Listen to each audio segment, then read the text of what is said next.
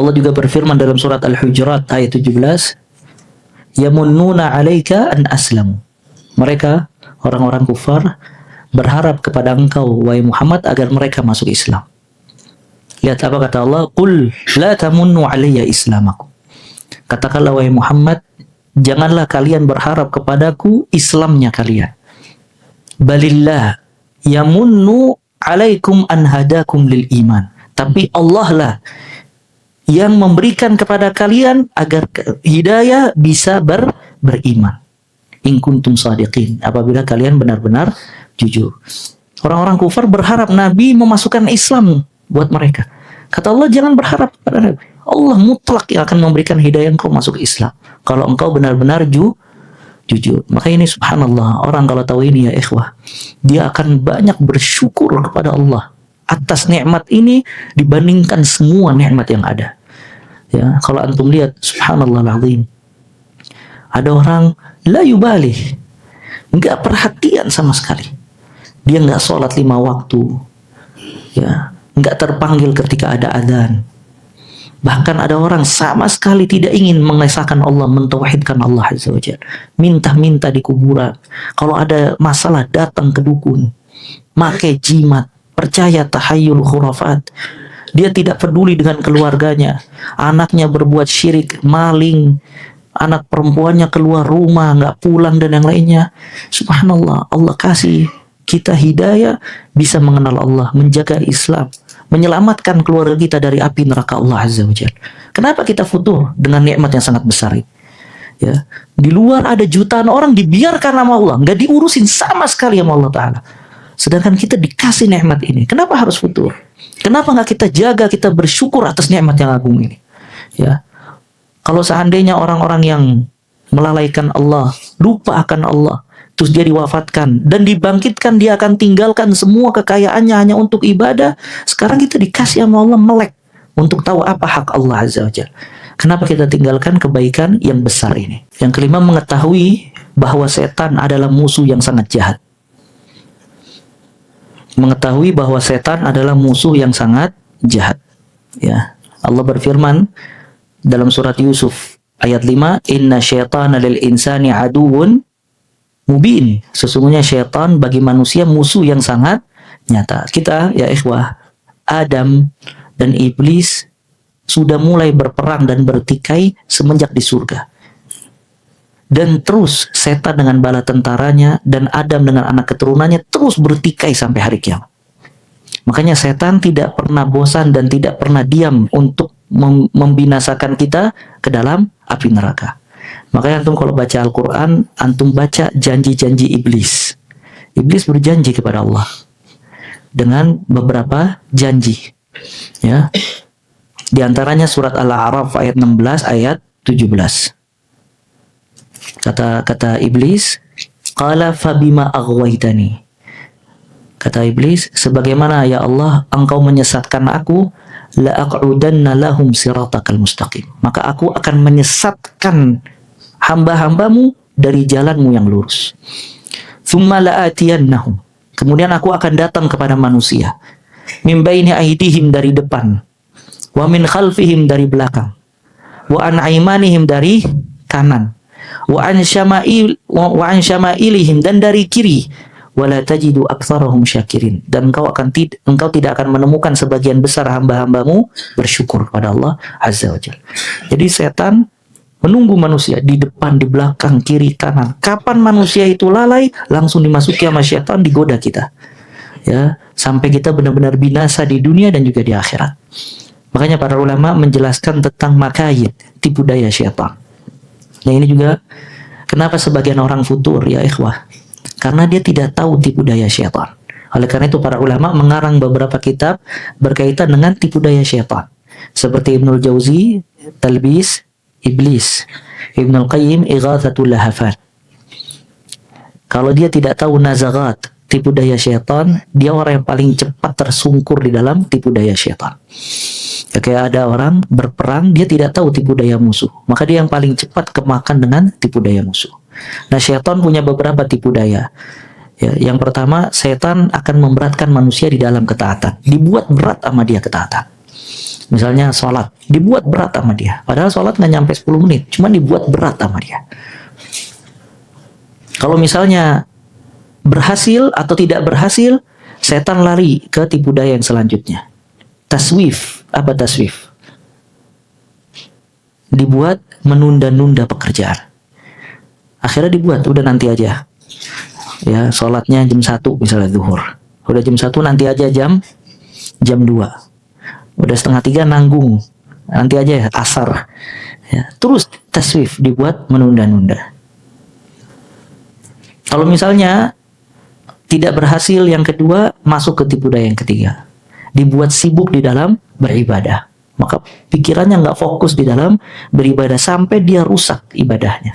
Sampai nggak tahu udah berapa rakaat dia sholat, baca surat apa. Ya, mikirin nasi padang gitu. Buka puasa. Ya kadang subhanallah sebagian orang barangnya hilang, ingat pas sholat ya. Oh, kunci motor di lemari ya. Dia cari-cari nggak ketemu dan ya, dibuat sibuk sama syaitan. Kalau misalnya tidak berhasil, maka syaitan masuk ke tipu daya yang lainnya. Akhirnya syaitan kalau dia sudah berhasil ibadah, masuk ke tipu daya selanjutnya. Ditumbuhkan di dalam hatinya ujub, merasa bangga dengan ibadah tadi. Dan ini termasuk tipu daya syaitan. Makanya di sini ana ingatkan manusia jauhkan sifat ujub, membanggakan apapun ibadah yang dia kerjakan, hatta ta'lim, hatta ilm. Bahkan orang-orang yang berilmu lebih cepat ujub dibandingkan orang awam. Kadang sebagian orang hadir di majelis ta'lim untuk membanggakan dirinya kalau dia suka hadir di majelis ta'lim. Ya, dan ini juga tidak boleh. Tipu daya syaitan. Dan nanti larinya ujub ini selain membatalkan amalan dia, membuat dia futur lama-lama. Kemudian kalau tidak bisa ujub, maka syaitan masuk ke yang selanjutnya. Disuruh untuk menceritakan kebaikan-kebaikan. Maka ini subhanallah, lihat tipu daya syaitan. Sebagian orang semangat di dalam beribadah. Ya, tapi subhanallah, dia tidak terpengaruh. Syaitan tidak bisa mengalahkan dia untuk meninggalkan sholat. Syaitan tidak bisa membuat dia menunda sholat. Syaitan tidak bisa mengganggu dia di dalam sholat. Syaitan tidak bisa membuat dia ujub. Tapi syaitan masuk ke pintu supaya dia menceritakan kebaikan-kebaikan. Dia ceritakan akhirnya, ana alhamdulillah, kalau ada di depan orang-orang, ana udah berhasil hafal 20 juz. Padahal nggak ada yang nanya. Ya, ana hafal 20 juz. Ana ngantuk, tadi malam sholat 2 jam. Antum lihat ini, kiri kanan. Alhamdulillah kemarin Ramadan, semuanya anak kirim makanan. Ya, kurang lebih anak bisa ngirim makanan ke mereka selama bulan Ramadan 1000 orang. Dia ceritain ke orang-orang. Subhanallah, lihat syaitan masuk dalam bab itu. Akhirnya manusia mulai memuji, subhanallah antum luar biasa, hebat ya akhi. Mulai akhirnya masuk. Nah ini tipu daya apa? Tipu daya syaitan. Ya. Nah ini juga lihat manusia kalau dia tidak tahu, tanpa dia sadari masuk ke tipu daya syaitan. Dan kalau sudah masuk dalam bab ini nggak bakal digoda bab yang lain. Dia kalau sudah suka menceritakan kebaikan-kebaikannya, nggak bakal digoda lagi sama syaitan untuk meninggalkan sholat, taswif, dan yang lainnya. Karena syaitan tahu udah berhasil dalam pintu ini. Maka dibuat sama syaitan, setiap dia berbuat kebaikan, mesti diceritakan sama orang. Padahal subhanallah, sebagian salaf terkenal dengan al-akhfiya, merahasiakan amalan sampai tidak ada yang tahu kecuali setelah wafat. Makanya ada seorang anak, dia sholat malam di loteng di atas rumah. Ibunya kalau bangun, ngelihat kiranya ada bongkahan kayu. Ketika anaknya wafat, ibunya setiap malam bangun gak lihat lagi ada bongkahan kayu. Ternyata dia baru tahu selama ini yang di atas rumahnya bukan bongkahan kayu, anaknya sholat malam. Sebagian salaf puluhan tahun puasa sunnah, orang dekatnya di dalam rumah dan orang yang bareng sama dia di pasar nggak tahu kalau dia puasa puluhan tahun. Dia kalau keluar rumah seolah-olah bawa makanan. Kirain keluarganya bakal makan di pasar. Nanti di tengah jalan dia kasih orang. Kalau di pasar pengen pulang dia bawa makanan. Dikirain orang pasar dia bakal menyantapnya. Di rumah di tengah jalan dia kasih orang. Nggak ada yang tahu dia puasa puluhan tahun sampai istri dan anak-anaknya. Ya, dan sebagian salaf menangis nggak ada yang tahu. Ya, bahkan orang yang ada di sampingnya. Mereka berusaha merahasiakan amal-amal kebaikan sebagaimana kita merahasiakan keburukan-keburukan kita. Nah makanya syaitan masuk suruh ceritakan tasmi', ceritakan amal engkau, ceritakan kebaikan engkau. Makanya kalimat termasuk kalimat yang tidak baik dan dibenci kalimat apa? Ana. Ana ini menunjukkan ananiyah, keegoisan. Antum kalau duduk sama orang, nggak ada yang dia ceritakan kecuali ana. Maksudnya ana apa? Dia cerita tentang dirinya dia. Ana kayak gini, ana kayak gini, ana kayak gini. Semuanya dia ceritain. Ini termasuk kalimat yang tidak bagus. Makanya yang mengatakan ana di dalam Al-Quran selain Allah Azza wa Jal, Fir'aun. Ana rabbukumul a'la. Qarun. Innama utitu min ilmi indi. Ini aku dikasih harta dari ilmu aku. Ya, sedangkan hadyu salaf, petunjuk salaf merahasiakan amal kebaikan. Bahkan bukan termasuk petunjuk salaf suka nanya amalan orang. Antum tadi malam sholat tahajud gak? Nah ini bukan petunjuk salaf. Berapa rakaat antum tadi malam tahajud? Antum puasa gak hari Senin? Puasa gak hari Kamis? Antum hari ini baca Al-Quran berapa banyak? Nah ini bukan dari petunjuk salaf menanyakan amal-amal kebaikan orang. Kalau tidak berhasil dalam bab ini, dia masuk ke pintu yang lain. Dia masuk ke pintu membuat menghiaskan maksiat. Ya, jadi tazin al-ma'siyah. Ya, jadi maksiat